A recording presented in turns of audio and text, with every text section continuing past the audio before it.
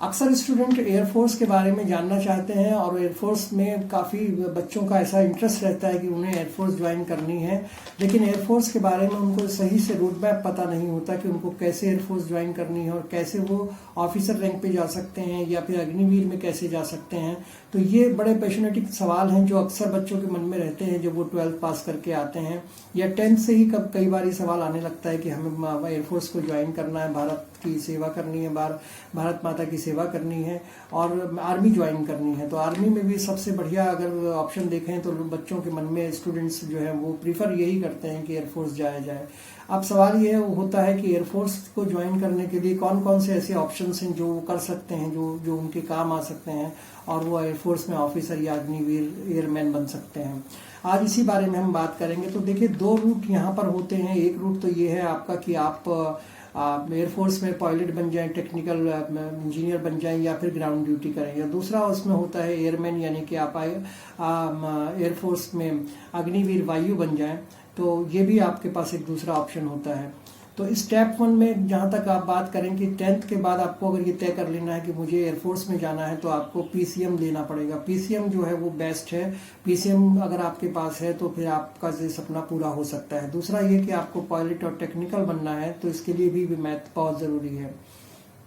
दूसरी बात यह है कि अगर आपको 12 के बाद कोर्स के ऑप्शन की बात करें तो आपको NDA का एग्ज़ाम यहाँ पर मिल जाता है। NDA के एग्ज़ाम को आपको क्रैक करना पड़ेगा और उसके बाद आप यहाँ पर जो NDA से मतलब है नेशनल डिफेंस एकेडमी, ये UPSC का एग्ज़ाम होता है। जब आप इसको क्रैक करते हैं तो डायरेक्टली आपको एयरफोर्स में एंट्री मिल जाती है और एयरफोर्स में आप एयरफोर्स ऑफिसर बन सकते हैं या पायलट बन सकते हैं। दूसरा ऑप्शन यहाँ पर ग्रेजुएशन के बाद आता है जो काफ़ी स्ट्रांग है। जो आप कोर्सेज जैसे BTech या BSc PCM से अगर आप कर रहे हैं तो वो आप कोर्स कर सकते हैं। यहाँ पे करने के बाद इसका एक एग्ज़ाम होता है एयरफोर्स में जाने के लिए जिसका नाम है AFCAT। AFCAT का फुल फॉर्म होता है एयरफोर्स कॉमन एडमिशन टेस्ट। इसको आप अगर क्लियर कर लेते हैं तो भी आपका एंट्री जो है वो एयरफोर्स के अंदर हो जाती है। इसके अलावा एक एग्ज़ाम और होता है CDS का, कंबाइंड डिफेंस सर्विसेज यानी CDS का, ये भी UPSC कंडक्ट करता है। ये एग्ज़ाम भी अगर आप निकाल लेते हैं तो आप आसानी से एयरफोर्स के अफसर बन सकते हैं। ग्रेजुएशन के बाद अगर आपका ऑफिसर आपको बनना है तो उसके लिए आपके पास दो ऑप्शन है। एक तो आपके पास मैंने बताया कि CDS और NDA के थ्रू भी आप यहाँ पे जा सकते हैं।